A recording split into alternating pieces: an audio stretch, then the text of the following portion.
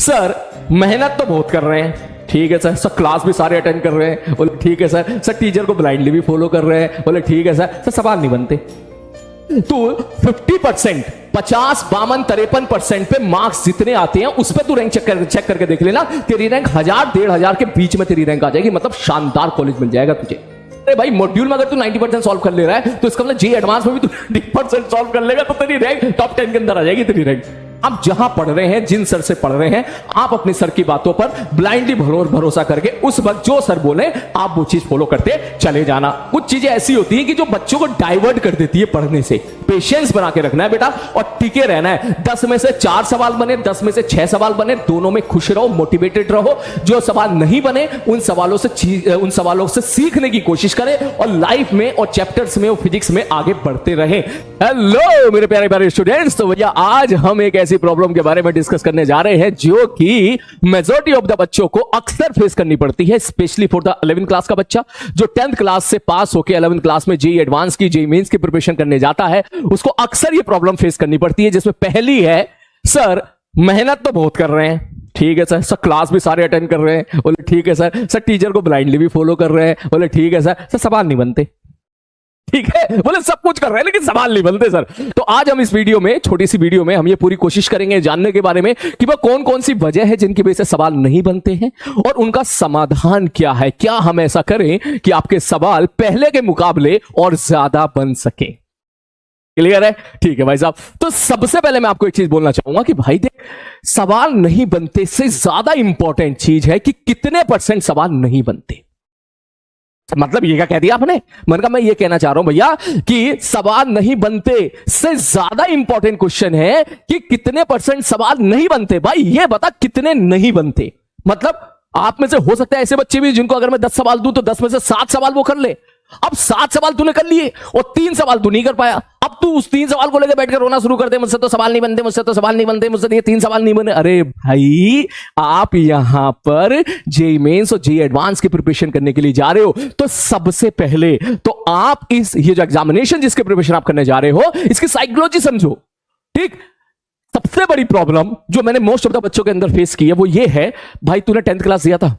हाँ सर मैं 10th class दिया था। ठीक, बढ़िया बढ़िया परसेंटेज आई थी तुम्हारी 10th में। नीचे कमेंट में करके जरूर टाइप करना सर मेरी इतनी % आई थी। ठीक, अब 10th में तुमने बड़ा अच्छा फोड़ा था, किसी की 80%, मेरी 80 थी। खैर 80% वालों को फोड़ना नहीं बोलते, मैं भी मानता हूं। ठीक, लेकिन किसी की 80%, किसी की 90%, 95%, 98%, 99%, 93%, 89%, इतना अच्छे परसेंटेज लेके आप लोगों ने 11th में एंट्री दी। बोले ठीक है। अब शायद आपकी भी या आपके पेरेंट्स की भी, मैं दोनों को बोलूंगा, आपकी भी आपके पेरेंट्स की भी शायद आपसे ये एक्सपेक्टेशन होती है कि सर जैसे हमारे 10th में मार्क्स आए थे बिल्कुल वैसे ही मार्क्स एज इट इज हमारे यहां पर भी आ जाए।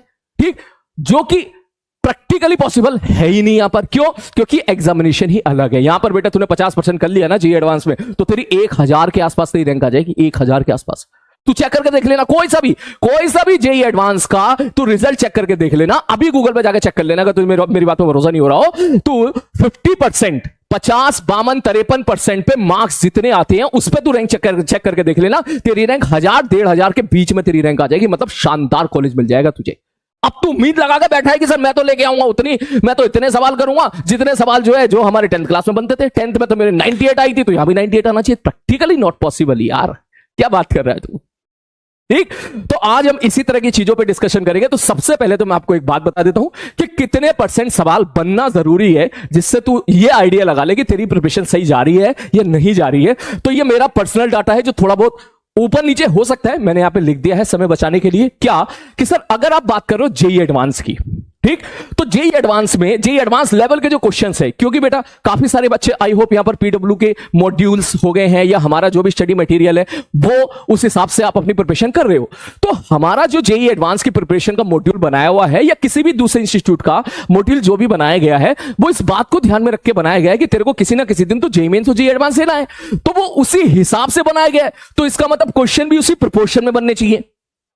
अब नारी मेरी बात, जैसे मैं कोई कह दूं भाई जेईई एडवांस है तो जेईई एडवांस में 40% पे सिलेक्शन हो जाता है भाई, 40% पे तेरा सिलेक्शन शॉर्ट है, 50% पे तेरी बढ़िया धांसू रैंक आ जाएगी, 50 से ऊपर जितना जाएगा उतनी अच्छी रैंक आ जाएगी। तो मॉड्यूल पे भी वही रेशियो होना चाहिए तेरा। ठीक, तो ये मत सोच कि भाई साहब मॉड्यूल से मैं 90% सॉल्व कर लूंगा। अरे भाई मॉड्यूल में अगर तू 90% सॉल्व कर ले रहा है तो इसका मतलब जे एडवांस में भी तू 90% सॉल्व कर लेगा तो तेरी रैंक 50 के अंदर आ जाएगी, 50 नहीं 10 के टॉप 10 के अंदर आ जाएगी तेरी रैंक।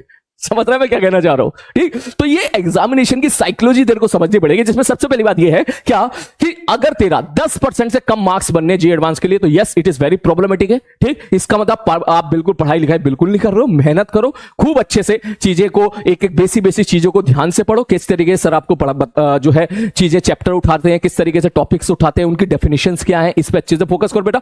और जिसमें मेजॉरिटी ऑफ द बच्चे आई थिंक यहां पर निकल के आते हैं जिनकी 10 से 30% के बीच में क्वेश्चंस बनने जी एडवांस एक्सरसाइजेस के, that means you are okay. मैं आपको बुरा नहीं बोलूंगा, यू आर ओके। अभी आप रेस से बाहर नहीं हुए हो, अपने ऊपर भरोसा रहो, भरोसा रखो, लास्ट तक बेटा टिके रहोगे तो बड़ी आसानी से फोड़ा फाड़ी आप मचा दोगे। वर्क हार्ड, मेहनत करते रहो, करते रहो। Yes there is a very very very very high chance कि अगर आप मेहनत करते रहोगे टिल द लास्ट, तो लास्ट में जाके जब आपको रिवीजन के लिए वक्त मिलेगा तब आप अच्छा खासा जो है स्कोर करके जी एडवांस में सेलेक्ट हो सकते हो बोल रहा हूं मैं, गारंटी नहीं बोल रहा हूं यहां पर मैं। ठीक, नेक्स्ट उसके बाद कुछ बच्चे ऐसे होंगे जिनका 30% और 60% सॉल्व कर लेते हैं खुद से, बहुत ही अच्छा जा रहे हैं, वो बहुत ही शानदार जा रहे हैं। बेटा ऐसे ही जाना, इधर उधर बिल्कुल मत भटकना, जैसे जैसे आपके सर बोले वैसे ही करते जाना। अगर आप इस तरीके से जा रहे हो तो डेफिनेटली आपकी जो है पर्स जो रैंक आने वाली है तकरीबन 1000 से 4000 के बीच में, आप डेफिनेटली वहां पर पहुंच जाओगे। उसके अंदर भी आ सकते हो, डिपेंड्स कि आप जे एडवांस के एग्जामिनेशन तक कितनी मेहनत करते हो। यहां पे सारा खेल बेटा टिके रहने का है,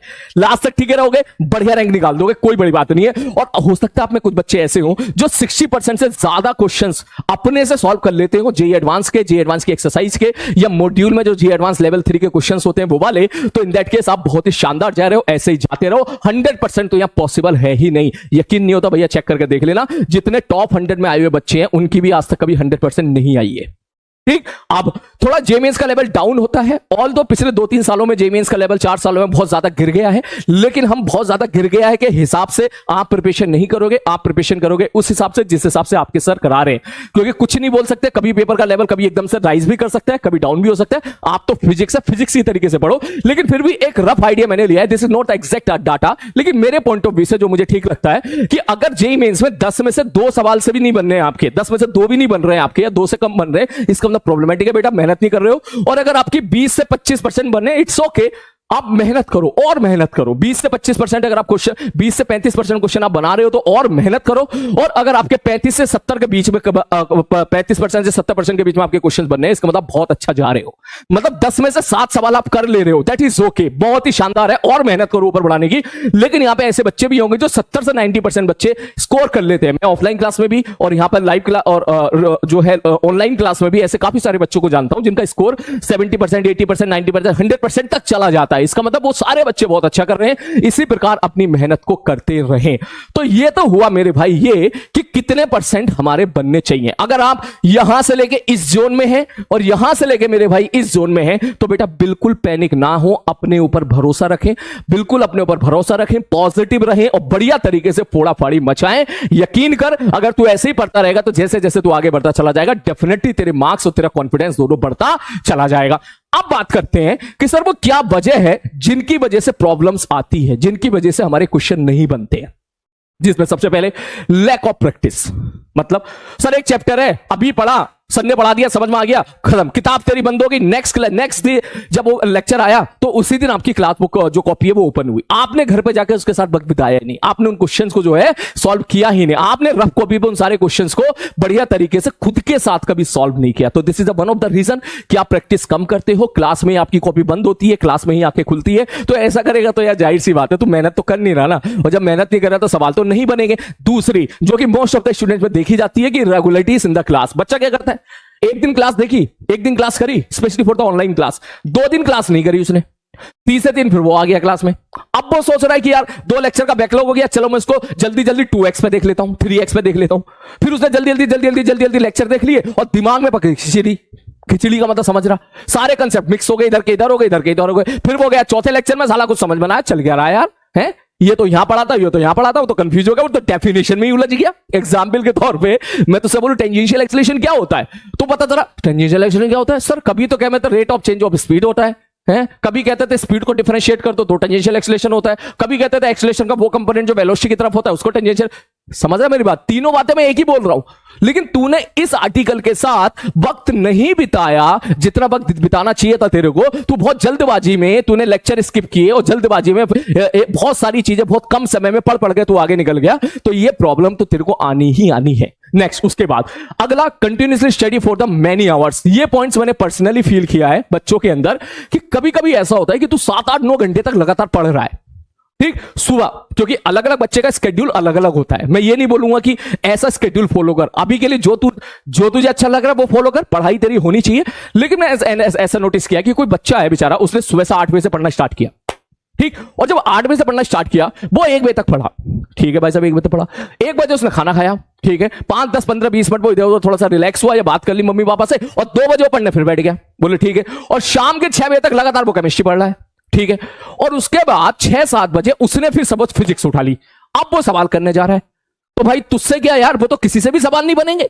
कंटिन्यूअसली तू 10 घंटे तक मेहनत कर रहा है, तेरा दिमाग थक चुका है, तो ये तो सबके साथ होता है मेरे भाई, मेरे साथ भी होता है। ये मेरे बैच के बच्चे भी जानते हैं कि कभी कभी जब मैं मेंटली बहुत थक जाता हूं, सुबह से शाम तक सपोज मैं क्लास ले रहा हूं और शाम को अगर मैं कोई क्वेश्चन देखता हूं तो मुझे भी एक सवाल को 2-2 बार पढ़ना पड़ता है। ये मुझे बोलने में कोई शर्म नहीं है, क्योंकि ये बात सच है। मेरी जगह और भी टीचर्स होते हैं जो कंटिन्यूअसली काम कर रहे होते हैं 10, 12, 13 घंटे तक काम कर रहे होते हैं। तो भाई इंसान ही तो है हम, तो इंसान है तो दिमाग थोड़ा सा तो टायर्ड होगा ना। तो क्वेश्चन पढ़ के पता चला एक सवाल को एक बार पढ़ा समझ में नहीं आया, दूसरी बार पढ़ा समझ में आ गया, लेकिन सॉल्व किया तो पता चला डाटा ही गलत पुट कर दिया, मास दे रखा 3 किलोग्राम, हमने पुट कर दिया 6 किलोग्राम, और लास्ट तक आंसर आ ही नहीं रहा है।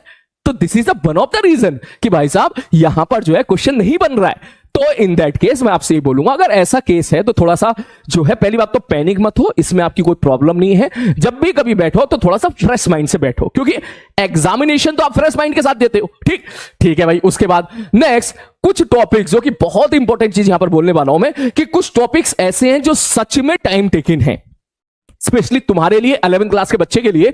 कुछ टॉपिक्स ऐसे हैं जो सच में टाइम टेकिंग लेते हैं, जैसे वेक्टर हो गया। वेक्टर आप पहली बार पढ़ते हो, सही बात तो यह है वेक्टर को पढ़ने का जो सही जगह होता है वो होता है 12th क्लास की मैथमेटिक्स में। आप 12th क्लास की मैथमेटिक्स में वेक्टर पढ़ते हो, बढ़िया तरीके से पढ़ते हो, वेक्टर, 3D, प्लेन, ये सब अब पढ़ते हैं। अब तुझे यहां पर 11th क्लास में इंट्रोड्यूस कर दिया गया, जाहिर सी बात है, क्योंकि फिजिक्स पढ़ने के लिए वेक्टर की आवश्यकता है। तो ये चैप्टर थोड़ा सा टाइम टेकिंग है, थोड़ा सा टाइम टेकिंग लेता है। तो इसमें तेरी अकेले की प्रॉब्लम नहीं है मेरे भाई। अगर तुझे प्रॉब्लम आ रही है, पैनिक मत होना, डिमोटिवेट मत होना। अब जो साली सबके साथ दिक्कत है तो हमारे साथ भी है, तो क्या फर्क पड़ रहा है, ठीक। तो सर इसका समाधान क्या है? मैंने कहा देख, इसका समाधान ये है, उतना ही पढ़ो जितना आवश्यक है। अब मैंने ऐसे देखा, मैं अपना एक्सपीरियंस शेयर कर रहा हूं, ऑफलाइन क्लास में जब मैं हुआ करता था, बच्चे मुझसे डाउट पूछने आया करते थे, तो वेक्टर के बड़े हाई फाई लेवल के सवाल वो सॉल्व कर रहे हैं, 11th क्लास का बच्चा।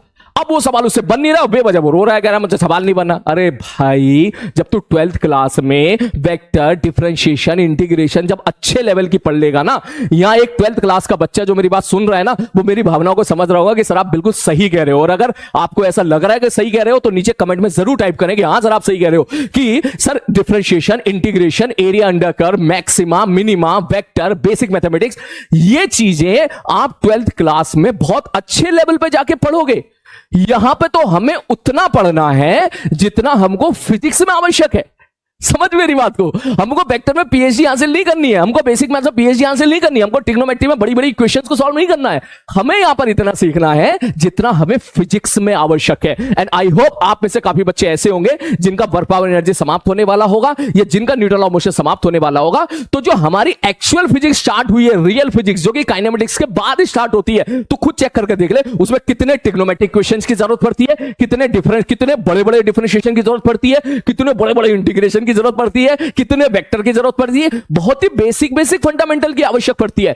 तो इन चैप्टर में आप अननेसेसरी ना तो पैनिक हो, ना डिमोटिवेटेड रहे, और बिल्कुल मस्त रहे, जितना तुम्हें आता है उतना ही मस्त रहे। बोले ठीक है सर, हमको बेसिक पता है, सर हमको पता है 2 वेक्टर का रिजल्टेंट कैसे निकालते हैं, हमको पता है सर 1 वेक्टर का कंपोनेंट कैसे लेंगे, हमको पता है 1 वेक्टर का कंपोनेंट दूसरे वेक्टर की तरफ कितना आता है। बस इतना बेसिक पढ़ो, बाकी अपनी सारी चीजें मस्त रखो, ठीक। नेक्स्ट, उसके बाद फिर एक one of the most problem है जो बच्चों के अंदर फेस करनी पड़ती है, वो कैलकुलेशन मिस्टेक। कि सर कैलकुलेशन कैसे सुधारें, तो बेटा ये इस पे तो आपको वर्कआउट करना पड़ेगा, मुझे वक्त मिलेगा तो मैं डेफिनेटली इस पे जरूर वीडियो बनाऊंगा कैसे अपनी कैलकुलेशन इंप्रूव करें। लेकिन अगर इसकी वजह से आपके सवाल नहीं बन रहे तो ये आपकी फिजिक्स की प्रॉब्लम नहीं है। फिजिक्स में आप मस्त रहें, मोटिवेटेड रहें कि हां सर कैलकुलेशन मिस्टेक सुधारने के लिए हमारे पास बहुत सारा वक्त है जो कि हम धीरे धीरे सुधार लेंगे, क्योंकि जेईई एडवांस अभी थोड़ी ना देना है, बाद में देना है। नेक्स्ट, उसके बाद थोड़ी सी मैंने काफी बच्चों के अंदर ये प्रॉब्लम फेस की है। कुछ हिंदी मीडियम के बच्चे होते हैं जो इंग्लिश मीडियम में अभी अभी आए होते हैं, तो उनको थोड़ा लैंग्वेज प्रॉब्लम भी सॉर्ट आउट, लैंग्वेज प्रॉब्लम भी फेस करनी पड़ती है। ये प्रॉब्लम उतनी बड़ी तो नहीं है, लेकिन ये प्रॉब्लम धीरे धीरे सॉल्व होगी आपकी।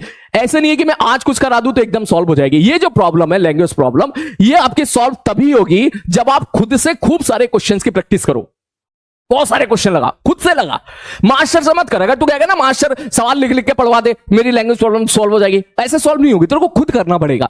अब इसके लिए चाहे तो तू एक काम कर, जो भी हमारे पीडब्ल्यू के मॉड्यूल्स हैं या फिर जो भी एचसीबी की सॉल्व एग्जांपल्स हैं, उनके पास केवल क्वेश्चन की रीडिंग ले। उसके लिए मैं तेरे को बता रहा हूं क्या कर, तू केवल क्वेश्चन की रीडिंग ले, रीडिंग ले, रीडिंग ले, रीडिंग ले। सवाल को जैसे जैसे तू पढ़ता चला जाएगा वैसे वैसे वैसे वैसे धीरे धीरे धीरे धीरे धीरे तेरा जो लैंग्वेज प्रॉब्लम है वो थोड़ी सॉल्व होती चली जाएगी। और ज्यादा लैंग्वेज प्रॉब्लम को सॉल्व करना हो तो ऑब्जेक्ट एचसीबी के जो ऑब्जेक्टिव 1 होते हैं, ऑब्जेक्टिव 1 और objective 2, just solve these questions, उनको पढ़ें और सोचें। वहां से तो ये थोड़ी सी तेरी जो लैंग्वेज प्रॉब्लम बेटा वो तेरी सॉल्व होगी। और ये एक दो दिन में नहीं होगी, इसको जाने में 3 4 5 6 महीने लगेंगे।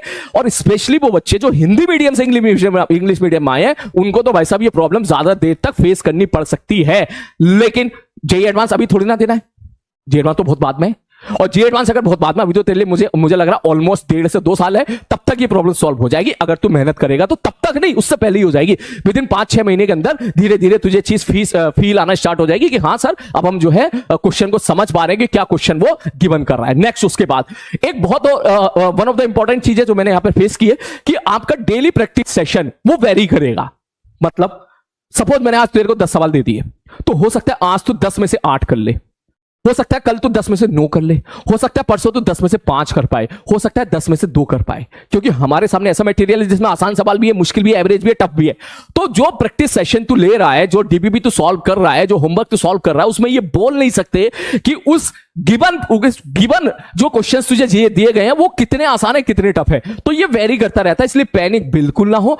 अगर तेरे साथ ऐसा हो रहा है कि कंटिन्यूसली 10-15 दिनों तक लगातार 10% ही सवाल बनने, तो वो प्रॉब्लमेटिक है। लेकिन अगर तेरे को लग रहा है कि सर आज तो मुझसे 8 सवाल बन गए, ठीक है 10 में से, सर आज तो मुझसे 7 बन गए, सर आज तो मुझसे 3 ही बने, तो इस केस में पैनिक नहीं होना है बेटा। ये मत समझना कि सर कल तो मुझसे 10 में से 8 बने थे और आज मुझसे 3 बने, तो इसका मतलब आज मैं खराब हो गया। ऐसा कुछ भी नहीं है। क्वेश्चन थोड़े से टफ आ गए हैं, तो उसमें से 10 में से तूने 3 बना दिए, बहुत अच्छी बात है। अब जो बचे हुए 7 है उससे सीखने की कोशिश कर, क्या कमी रह गई है, क्या उससे सीखा जा सकता है, कौन सा कंसेप्ट तेरा वीक रह गया जिसकी वजह से वो तेरे 7 सवाल नहीं बने हैं। तो इस बात का ध्यान रखें। मैं फिर से बोल देता हूं, किसी दिन 8 बने बहुत अच्छी बात है, 7 बने बहुत अच्छी बात है, किसी दिन 8, 7 और फिर 3 बने, यह भी अच्छी बात है। क्यों? क्योंकि हमारा ग्राफ बेटा ऐसे तो चलता ही रहता है, कभी बहुत सारे सवाल बनेंगे, कभी सवाल नहीं बनेंगे। तो इसका मतलब अगर किसी बच्चे के साथ ऐसा होता है तो वो पैनिक ना हो बेटा, बढ़िया जा रहा है तो तेरे लिए गीली वाली पप्पी, तू ऐसे ही पढ़ता रहे और ऐसे बढ़िया तरीके से तू चलता रहे।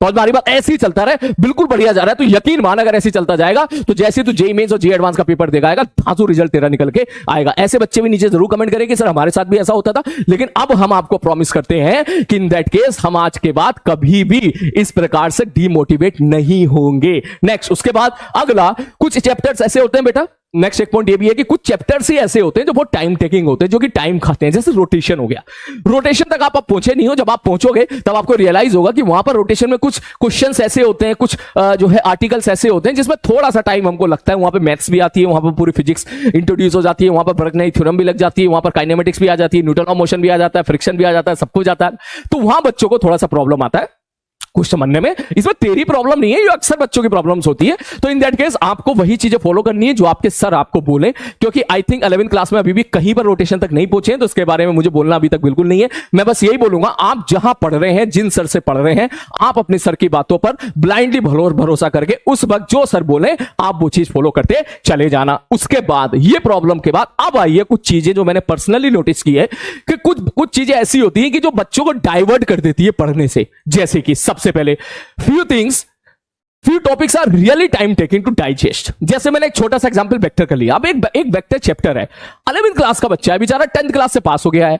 अब उसने वेक्टर को 10 दिन उस 10 दिन उसको पढ़ना चाहिए वेक्टर को, परंतु उसने क्या किया, उसने वो 10 दिन की चीजें को 3 दिन में पढ़ ली खत्म, और 3 दिन में पढ़ के अब वो कह रहा है कि मुझसे सवाल नहीं बनने। तो भाई ये बात तो भैया तुझसे क्या साला मुझसे ना बनेंगे। अगर मैं तेरी जगह आ जाऊं, मैं जब 10th क्लास के बाद जब मैं 11th क्लास में गया था, अगर उस सलीम सर को आप 3 दिन में वेक्टर समझा दो और कह दो सारे सवाल कर लो, तो भैया उनसे भी नहीं बनेंगे। ठीक, तो इसमें तेरी प्रॉब्लम नहीं है। मैं ये बात इसलिए बोल रहा हूं कि कुछ बच्चे ऐसे होते हैं जो सवाल नहीं बने को देख के पढ़ना ही बंद कर देते हैं। ये नहीं करना है यार, गिव अप नहीं करना है। ये नहीं कि सवाल नहीं बनने मैं नहीं पढ़ रहा, टिका रहना है बेटा, टिके रहना है। कुछ चैप्टर्स ही ऐसे आते हैं, कुछ आर्टिकल्स ही ऐसे आते हैं जिनको समझने में, डाइजेस्ट करने में वक्त चाहिए होता है। वहां पे चाहिए पेशेंस बना के रखना है बेटा, और टिके रहना है। 10 में से 4 सवाल बने, 10 में से 6 सवाल बने, दोनों में खुश रहो, मोटिवेटेड रहो। जो सवाल नहीं बने उन सवालों से सीखने की कोशिश करें और लाइफ में और चैप्टर्स में और फिजिक्स में आगे बढ़ते रहें।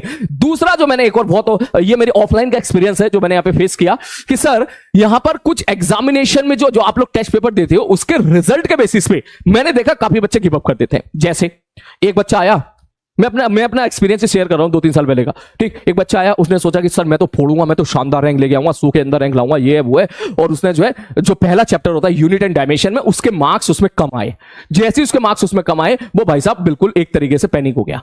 ठीक, उसके बाद वेक्टर आया, वेक्टर में भी उसको थोड़ा सा उन्हें हाई फाई लेवल के सवाल लगाने शुरू कर दिए मैथमेटिक्स वाले, और वो उससे नहीं हुए। अब वो भाई साहब डिमोटिवेटेड हो गया और उसने पढ़ना बंद कर दिया। भाई ऐसा नहीं करना। देख, ठीक, इस क्लास में पढ़ने वाला, इस ये वीडियो सुनने वाला हर एक बच्चा जानता है कि यूनिट एंड डायमेंशन का चैप्टर स्टार्टिंग में हर बच्चे को प्रॉब्लम आती है। मेरे बैच के बच्चे तो थोड़े मस्त थे, वो तो हर चीज का जवाब कद्दू देके प्यार से निकल गए वहां से। ठीक है, लेकिन कायदे में यूनिट एंड डायमेंशन में पूरी फिजिक्स की सारी फिजिकल क्वांटिटीज आ जाती है। अबे तो पहली बार में ही तो कभी इंपल्स सुनेगा, कभी मोमेंटम सुनेगा, कभी कोएफिशिएंट ऑफ विस्कोसिटी सुनेगा, कभी इलेक्ट्रिक परमिटिविटी सुनेगा, कभी मैग्नेटिक परमिटिविटी। इतने सारे नाम अगर तू एक ही चैप्टर में सुनेगा तो तेरा पैनिक होना लाजमी है। इसका मतलब यह पैनिक नहीं होना है बेटा। ये चैप्टर को तू बाद में भी कर लेगा ना तो भी कोई प्रॉब्लम नहीं है। Unit and dimension, unit and measurement ये बाद में भी कर लेगा, कोई भी प्रॉब्लम नहीं है। बस तू गिव अप मत कर। मैं तुझसे यही रिक्वेस्ट करूंगा, डोंट गिव अप। ये चैप्टर्स इंडिपेंडेंट है, बाद में भी करेगा, धांसू तरीके से बढ़िया समझ में आएगा, लेकिन गिव अप नहीं करना तेरे को। ठीक, नेक्स्ट अगला पॉइंट। कभी कभी कुछ बच्चे इंपेशेंस हो जाते हैं, वो चाहते हैं भैया कि तुरंत हमको सारा फल अभी मिल जाए। मैंने 4 दिन पढ़ा है तो रिजल्ट में, एग्जामिनेशन में बढ़िया रिजल्ट आ जाए, ऐसा पॉसिबल नहीं है। थोड़ा सा पेशेंस बना के रखना पड़ेगा। जेईई एडवांस अगर आप क्वालिफाई करना चाहते हो तो टिल द लास्ट आपको पेशेंस बना के रखना पड़ेगा ही पड़ेगा। और दूसरी चीज, फिजिक्स को पढ़ने का तरीका थोड़ा सा अलग होता है। सबसे पहले आप सिंपल सवाल करें, सिंपल सवाल के बाद फिर थोड़े से एवरेज क्वेश्चंस करें, और एवरेज क्वेश्चन की प्रैक्टिस जब धांसू तरीके से, तो इन क्वेश्चन की खूब प्रैक्टिस कर ले, तभी आप इस पे जाएं। अगर आप डायरेक्टली टफ क्वेश्चन की तरफ जाओगे तो जाहिर सी बात है अननेसेसरी डिमोटिवेटेड हो जाओगे। तो ऐसे केस में आपके पढ़ने का तरीका यह होना चाहिए, पहले सिंपल लेवल के सवाल होने चाहिए, फिर मीडियम लेवल के सवाल होने चाहिए। अगर तूने इतना कर लिया ना तो यकीन मान तेरे जेईई मेंस के 90% क्वेश्चन तेरे इसी में आ जाएंगे, और जेईई एडवांस के 40 to 50% क्वेश्चन तेरे यहीं पर ही तुझे देखने के लिए मिल जाएंगे। और तुझे इतना ही करना है। देख, यही चीज है जो तेरा सिलेक्शन कराएगी। ये तो रैंक के लिए है, रैंक की बातें बाद में करेंगे, पहले सिलेक्शन की लाइन तक पहुंचो।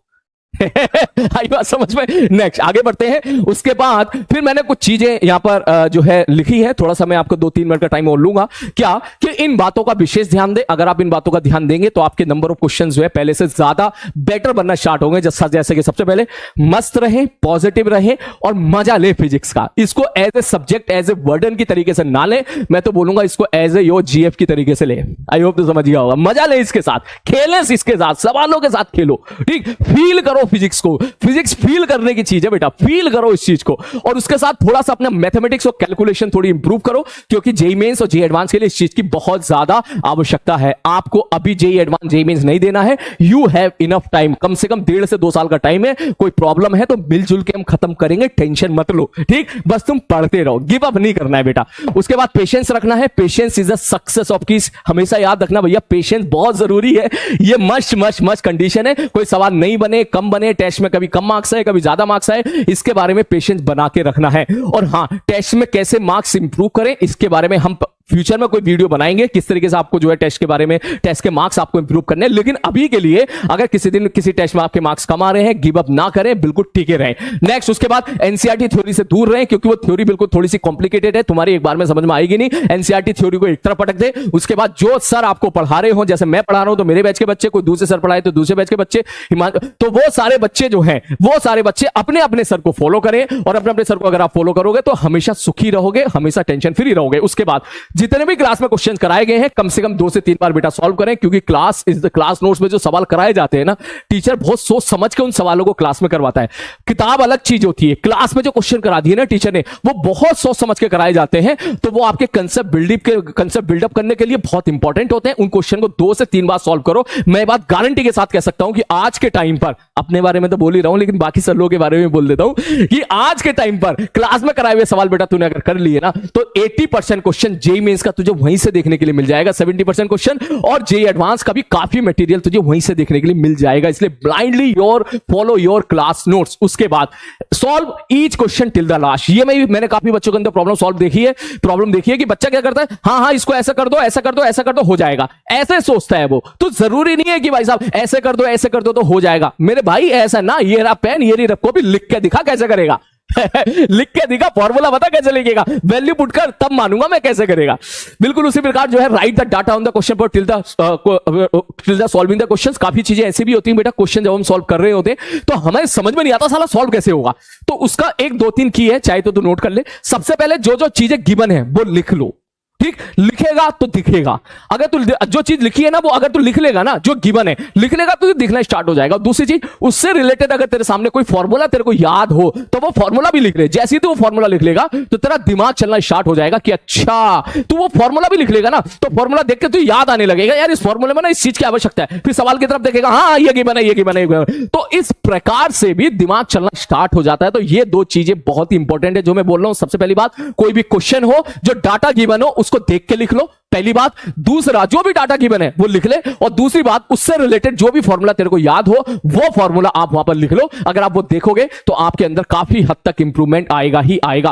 और तीसरा, कुछ चैप्टर में जितना जरूरी है उतना ही पढ़ें, जैसे कि वेक्टर हो गया, काइनेमेटिक्स हो गया। ये नहीं 3 4 महीने तक आप यही पढ़ रहे हो, यूनिट एंड डायमेंशन 2 महीने 1.5 महीने पढ़ रहे हो, बेसिक मैथ्स 2 महीने तक, ऐसा काम ना करें। आपके सर जो आपको बोले, जितना टाइम जितना वेटेज बताएं उतना वेटेज ही आपको फॉलो करना है।